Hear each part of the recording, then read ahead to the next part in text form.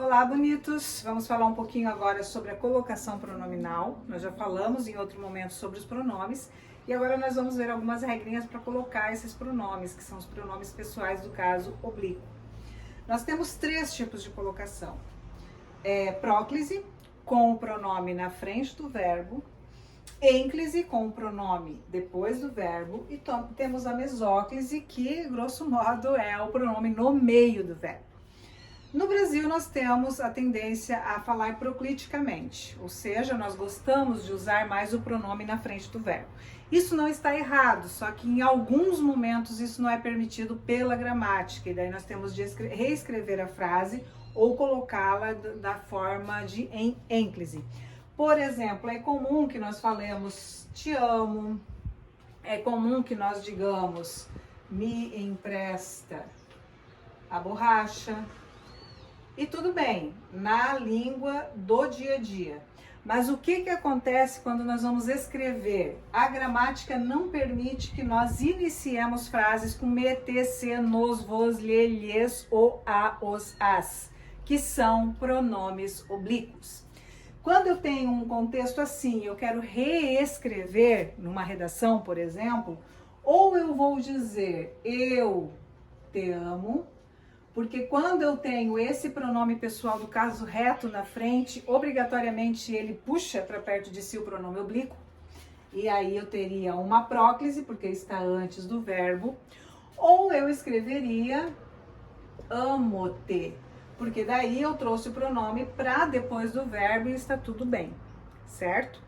Quando mais que eu tenho que é obrigatório usar próclise? Quando eu tenho palavras negativas, por exemplo, não. Não te amo, não, nunca, jamais, ninguém. Essas palavras são atrativas que nós falamos, elas puxam o pronome para perto de si, então obrigatoriamente tem que ser próclise. Elementos QU, como que, quando, quais, também puxam o pronome oblíquo para perto de si. Então, nesses casos, obrigatoriamente eu preciso usar a próclise. Quando que é obrigatório usar ênclise? Quando eu inicio a minha frase com um verbo. Se esse verbo não estiver no futuro, como por exemplo, levarei. Levarei é um verbo que está no futuro, no futuro do presente. Ou levaria, que está no futuro do pretérito.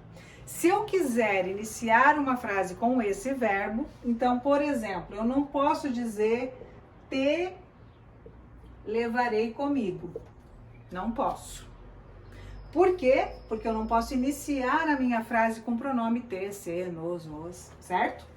Eu também não posso dizer levarei-te.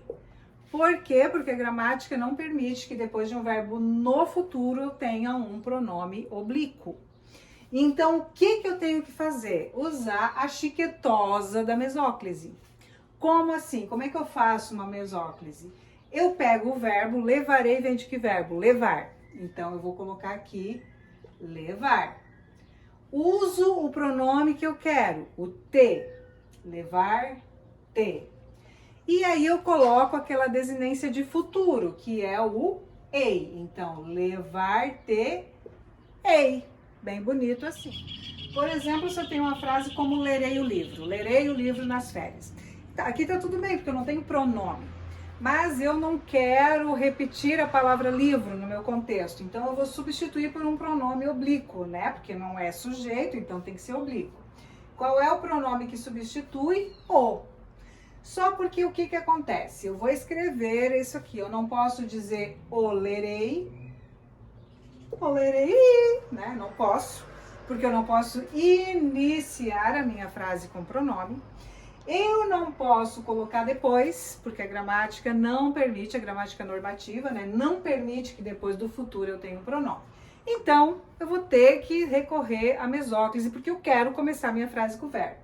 Então, lerei vem de onde? De ler. Ler.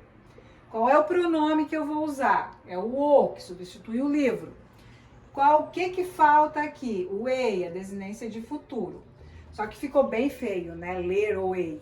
O que vai acontecer? Quando eu tenho o a, o os ou o as como pronomes oblíquos, eu tiro o R aqui e acrescento um L aqui. E fica essa coisa bonita, leloei.